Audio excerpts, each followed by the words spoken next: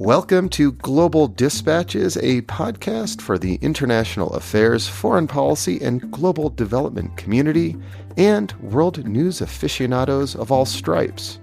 I'm your host, Mark Leon Goldberg, editor of UN Dispatch. Enjoy the show. My guest today, Arif Husain, is the chief economist of the World Food Program. I last had him on the show about 15 months ago, and at the time we discussed declining levels of food security around the world. Needless to say, since January 2020 and the onset of the pandemic, food insecurity and hunger around the world have gotten much worse.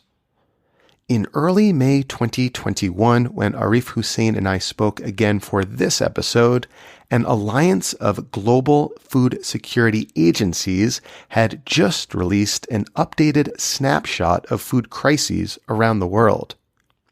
The report found that the number of people facing acute food insecurity and, quote, needing urgent life and livelihood saving assistance hit a 5-year high in 2020. We kick off this conversation discussing the report's findings before having a longer discussion about what exactly is driving this surge in food insecurity and hunger around the world today, and what can be done about it. I learned a lot from this conversation, which was very much grounded in fact and data. I think you will appreciate it. So just a quick PSA before we start. If you are listening to me right now on Spotify, the platform has made a few changes over the past few weeks, and I just wanted to make sure you are aware of this. Please make sure that you're not just listening to an individual episode of Global Dispatches, but rather that you are following the show. When you hit the follow button, please be sure to toggle to the button on the bottom of the screen to get notified of new episodes as they are published. This podcast publishes twice every week, so I want you to make sure that you are notified when we publish an episode that interests you. And if you are listening on Apple Podcasts, just be aware that in the coming weeks, Apple Podcasts is planning a major upgrade to their app. For now, though, all you need to do is make sure that you are subscribed to this podcast. So be sure to hit the subscribe button if you are listening in Apple Podcasts. And if you're listening in any other platform, Pocket Casts, Overcast, just keep on keeping on. All right, for now, here is my conversation with Arif Husain, chief economist of the World Food Program.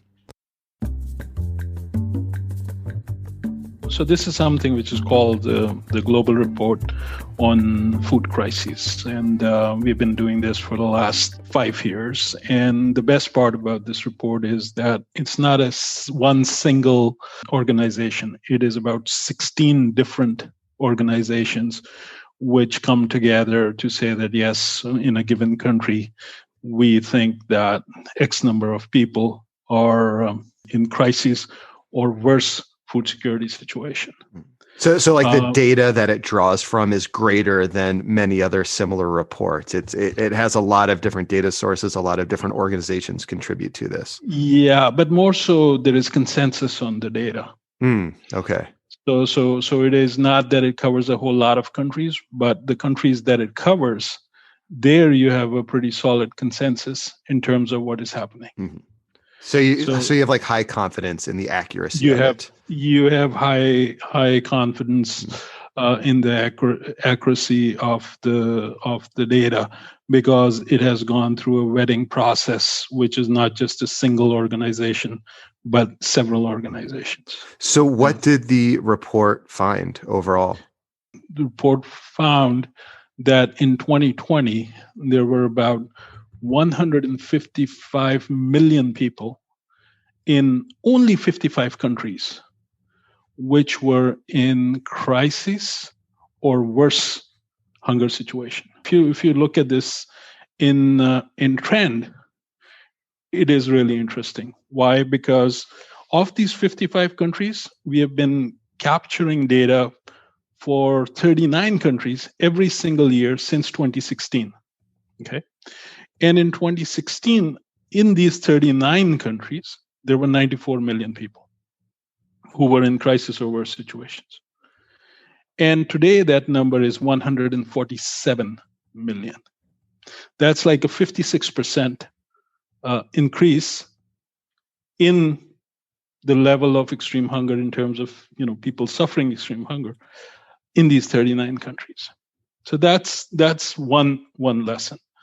The second thing which it says is, we are always concerned about children, and about 75 million children under the age of 5 are suffering from stunting in these 55 countries.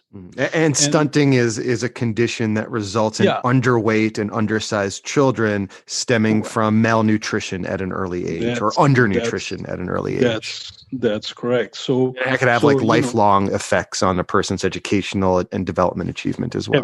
Everything. Because it's kind of like, you're too short for your age, simply put, in terms of height.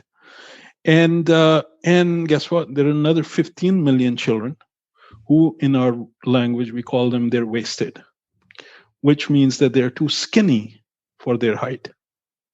Okay, so imagine that we are talking millions upon millions of children in this situation. Now, what comes next is why is this happening? And we've been talking about 3 main reasons. By far, the biggest reason today of such a level of misery is conflict. 99.1 million people in this report in 23 countries are in this situation solely because of conflicts around the world. In 2019, that number was about 77 million. The second reason is economic shocks. About 40 million people who are in this state of crisis or worse hunger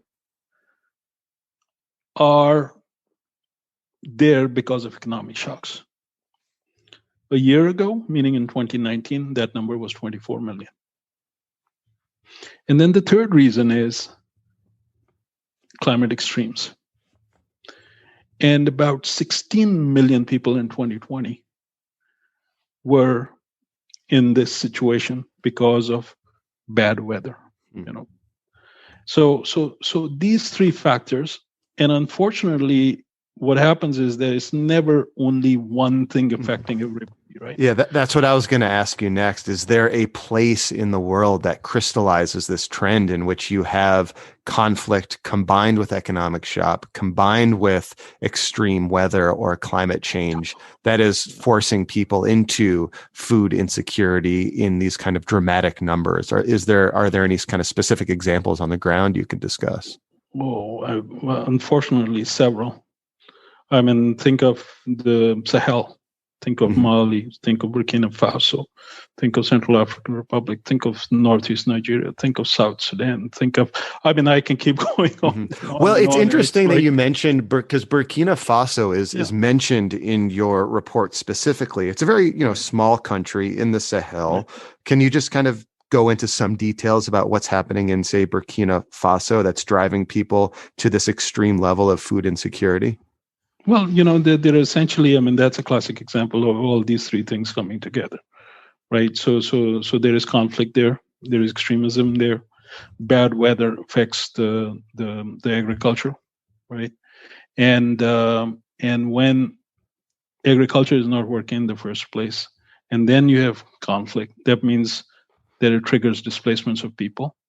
And when people start to move and come in other places, and they have nothing, that starts conflicts with the host communities, and it kind of feeds on itself, right? And that's what we have seen in Burkina Faso, to the extent that in 2020, there was in the north, there was a small pocket of famine. And to me, this is where I was going to, we have talked about famines in 2020 in Yemen, in South Sudan, and in Burkina Faso. And altogether, that meant about 133,000 people in famine-like situations. Now, looking at it now, we have 155,000 people in famine-like situations in South Sudan and in Yemen. Mm. And the one which is getting added to that right now is Madagascar. IPC just integrated phase classification. They just came out with their analysis a couple of days ago, which shows, I think it's about 13,000 people in Madagascar who are in phase 5 of the IPC, which is the integrated phase classification, our way of classifying people into a famine situation. And just to briefly stop you there are 5 of these levels. The fifth, the most extreme, is famine. I think the one before that is emergency. The one before that is crisis. And before that is like stressed. That's correct. You're testing me. I've done this for a while, Arif. And then I think you and I are in like the first phase, like, totally, food secure, not worried. Yeah, we are the green. We are the phase 1, and then the second one is the stress. And by the way, in this report, there are about 200 million people still in 55 countries. Mind you, I keep on saying that. Still in 55 countries, there are 200 million people who are in stress, and then 155 million people in crisis. Or worse situation. But, this is the thing, that this is not even the end of the story, because there are about 30 million plus people who are in emergencies. Okay. These people, mostly in conflict affected. So think of Yemen, think of South Sudan, think of Syria, think of Northeast Nigeria again. These people are almost completely reliant on humanitarian assistance. Okay. So if for any reason, whether it's a money reason or it's an access reason, we cannot reach them, they are at the risk of paying the ultimate price. And I mean, it's still, I live this job day in, day out, but it's really, really bothers me that in 21st century, we are talking about people dying of famines on one side. Getting back to this Madagascar situation, you said that 13,000 people have just been identified as being in that kind of phase 5 famine catastrophe situation. And again, it's maybe worth pointing out that this is not like a qualitative assessment. This is, it's my understanding at least, that, you take data around like malnutrition levels and child mortality and extrapolate from that to move people into one phase or another. And now you're saying that 13,000 people have kind of crossed this quantitative threshold to be existing in famine. In general, can you just explain what's going on in Madagascar that has moved people into this new kind of famine phase? Well, it's the climate extremes, right? So again, the vicious cocktail of conflict and climate extremes. That's simple, and it has been going on for a while, and people are getting from bad to worse. That's the simplest explanation of that. But the unfortunate part is that it's not in one place. This 30 million plus people I just mentioned, right, who are in emergencies, they're one step away from the famine classification. So it doesn't take a whole lot to get them there, and that's what people have to understand, that it's not, you don't start to act when a famine is already declared. Your last, let's say the last point where you must act is the emergency point. Why? Because the moment you stop there, people have already died. I don't know if your listeners know the definition of famine. We say that 3 conditions must come together for a place to be, declared in a famine. First and foremost, 20% of a population in that given area, whether it's a town, whether it's a village, whether it's a county, whether it's a province, whether it's a state, 20% of the population there must be, starving, essentially not having enough to eat. That's first condition. The second condition is that 30% of children in that particular area must be wasted. I explained wasted to you earlier, right? So they're too skinny for their height. And then the third condition is that the mortality rate must be double than what it's supposed to be. So instead of 1 per 10,000 per day, it is 2 per 10,000 per day for adults. And for children, instead of 2 per 10,000 per day, it's 4 per 10,000 per day. When these conditions come true, we say our place is in a catastrophe. So and that's what I should say. That's what I meant earlier when I said this is not like a qualitative designation. This is, and it doesn't just mean lack of food. It has these quantitative conditions that must be met in order for the global humanitarian community to declare a famine. Yeah, exactly. And it's what I've been trying to tell people is that this criteria sometimes is too strict. Why? Because this was designed to deal with the famines coming out of droughts, where if there was a drought, you could go and you could do a nutrition survey, you could do a mortality survey, you could do a food security assessment. But now, when most of these things are triggered from conflict, you don't have that flexibility. You don't have days to go and do these surveys, right? So you need to have a different mechanism. You need to have a mechanism which allows you very quickly to go in and assess a situation and say, oh, you know what, this is really bad. Is that developed? Do you have that at WFP yet? We are working on that, but this is something which has to be done globally, and we are not there yet. But I think it's about time that we get there. Yeah. So we use the terms like famine-like condition instead of saying directly that it's a famine. We will say, this is a famine-like condition. But believe me, that is the when you go and see these places, that it's really bad. And if you've been in this business, you can very, very quickly assess, how bad the situation is. So that is something we need to. I'm asking. Actually, we're working on that, but very, very quickly we need to come up with a better or quicker, not better, but quicker way of assessing this. That's interesting. So because of the fact that, when this system was developed, famines were mostly caused by droughts, you were able to do those surveys. But now, because famines are mostly caused by conflict, you're not able to kind of gather the data on the ground required to declare a famine. So you need to sort of make a shift in how you identify a famine. That's really interesting. Yeah, but also think about this right now. So right now, because of COVID, mobility is very restricted, right? So it's not that famines have stopped happening. In fact, they have increased from what our data tells us. So, this is there is this urgency to get systems down which allow us to do this even when access is so much restricted, right? And this is where the technology is helping. This is what I'm saying. We're already on that phase. We haven't achieved the end goal, but we are in that direction. And we are using, like World Food Program, we have what we call the Hunger Map Live.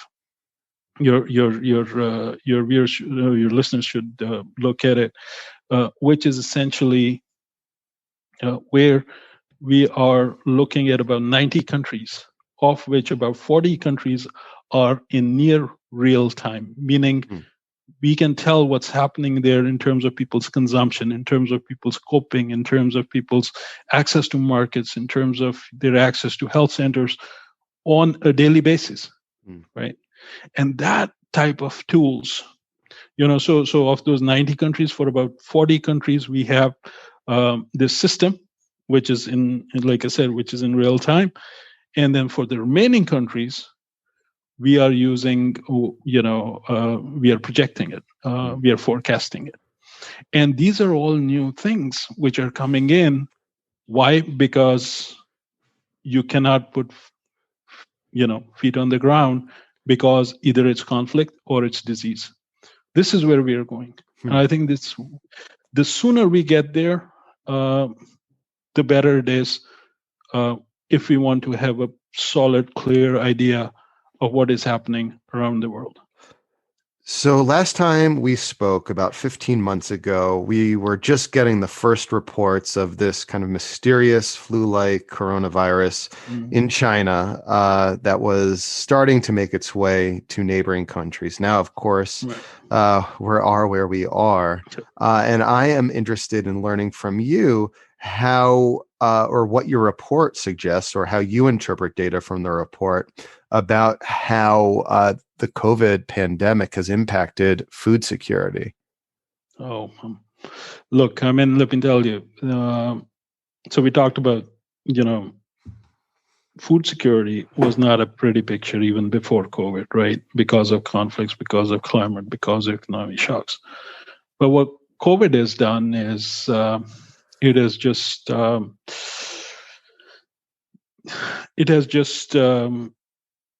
exacerbated that situation to an extent that globally we're talking about 270 million people in 79 countries where WFP is present in crisis or worse situation, right? So that's the first thing. But what I'm really, truly concerned about is that the needs, the food security situation is nowhere near subsiding, nowhere near getting better. But what is happening out there is that our ability to respond to those needs is shrinking. And when I say ours, I'm not talking about WFP alone. I'm talking about countries. I'm talking about UN agencies. I'm talking about all. It's less than it was before COVID. And you would say, why is that? Is because if you look at the data in terms of how much money the world collectively has spent over the last 14 months, is about $23 trillion with a T to deal with the disease and its economic consequences. The stimulus packages and creating fiscal space and all of that kind of stuff, right? That is 25% of the global GDP spent in 14 months. So there is a huge shortage going forward in terms of resources at the national level and for UN and for others, obviously, while the needs are more, higher and higher and higher. So there's this big gap. What that means is that agencies like ours, we need to assist people directly, but we also need to do more and more of this enabling work where, we can help governments make sure that their every dollar, every cent, every euro, every yen gets utilized to its fullest extent. And that enabling work, that technical assistance type of work, takes a completely different meaning. And I think that's something which all UN agencies, all international bodies, everybody should realize that it is, yes, you need to do the heavy lifting, but you also need to use these pulleys, if you will, which allow you to make sometimes even a bigger impact because you are helping better utilization of national resources for a better good. I think that, to me, is something which we need to very clearly understand and do over the next several years if we want to make a serious impact. Arif, hopefully by the next time we speak, we will have moved in that direction. I'd love to catch up with you again, maybe in another 15 months to see where things stand. Yeah. I wanted to say one, people ask me like, okay, so is there a recipe? Is there something which could be like, there are essentially, if I had to put that in perspective, I would say that there are essentially 5 things which we must do right now. So first and foremost is funding. Because like I said, those 30 plus million people, If we don't have the money, if we cannot reach them, they pay the ultimate price, right? Just assisting those 30 plus million people, 34 million to be precise, is $5 billion, giving them one meal per day for a year at 45 cents a meal. So you see, I'm just telling you how quickly these numbers become bigger.